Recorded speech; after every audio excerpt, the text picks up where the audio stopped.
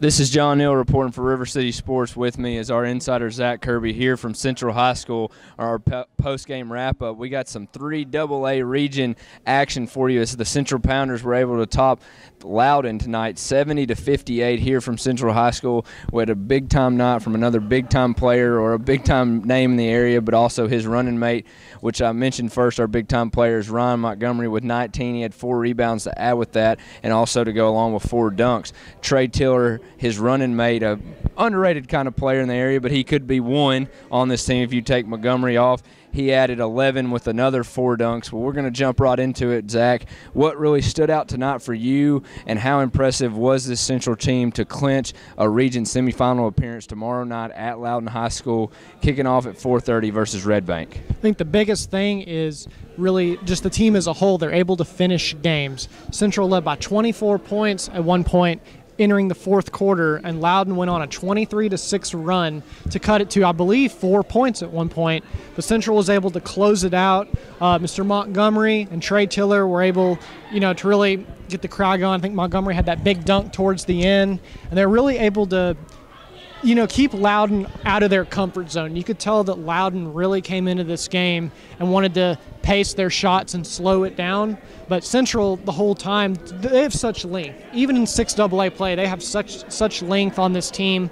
And really, their length was able to keep Loudon from taking any open shots, which made them out of their comfort zone. But the biggest thing, Central able to finish games and close it out, especially in win-or-go-home situations. Yeah, and you're talking about their length. They opened with the press, something new. We've seen it before from Central, but how did that press affect a Loudon team early, which they were able to kind of break down early in the fourth? But talk to me early. How was that press effective? That press was very effective because Loudon had trouble just getting the ball across half court, and you could see really having long guys like Tiller and Montgomery out there, but then you got guys who can handle the ball too, like Teron Hayes and Jamichael Poole are tenacious on defense, and Mr. Benford is as well, and they really can just trap the corner so well and are so fundamental but tenacious on defense that they were able to force a lot of early Loudon turnovers. Now, Loudon was able to embrace contact and get to the line. You can give them that. They did not give up, and they were not intimidated by Central.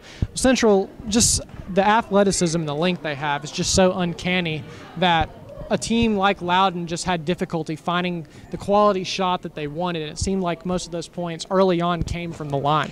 Yeah, and you're a big run to start the fourth quarter, late in the third, early fourth for Loudon. Mr. Ferguson and Mr. Arden from Loudon were 2 key components tonight, having 15 each. Talk to me about Loudon's late game run, but Central eventually was able to overcome that and get the win. Well, Loudon really, I think, going into that fourth quarter, they were down 24 points. And I think Mr. Ferguson is probably the most athletic guy that Loudon has, and he was effective from beyond the arc. And really him, running the pace of the offense as point guard, I think started it with Loudon, and that he finally found his composure and got the rest of his teammates involved. Loudon hit a lot of corner threes too, which I noticed. I think they would go inside and kick it out, similar to a lot of like a Central does maybe, but Loudon was really, they did not give up, and they were fighting towards the end. Yeah, that's one thing to take away. They were in this game.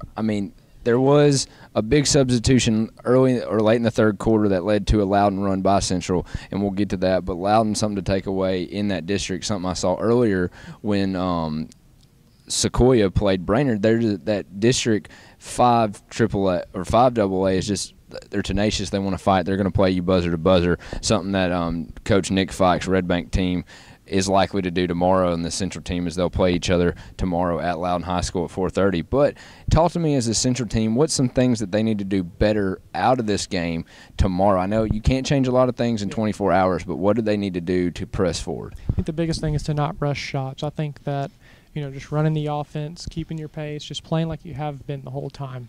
The way you won the district championship, just keep playing that way. I don't think, the old saying, if it ain't broke, don't fix it. I think that's what Central has to do right now. And really just whenever a team makes a run, you don't need to rush shots. I think just keep your flow and just keep your same game plan going. Yeah, and one thing to really note, it's a big momentum thing with Central. A big dunk by Trey Tiller, a big dunk by Ryan Montgomery. It gets everybody into it. It gets the crowd into it. Likely on a Saturday, Central Faithful is going to travel well, so I think they'll have a nice crowd there with Red Bank. But again, Central wins tonight 70-58, taking it to Loudon. Now they've clinched a semifinal appearance there at Loudon High School tomorrow versus Red Bank. We're going to have complete coverage of that too, as both a bunch of 6AA teams and some of the other area teams are making pushes for that sub-state and likely or hopefully a state champion or state tournament appearance. I'm John Neal with River City Sports. With me is our RCS insider, Zach Kirby. Thank you for joining us for our post-game wrap-up.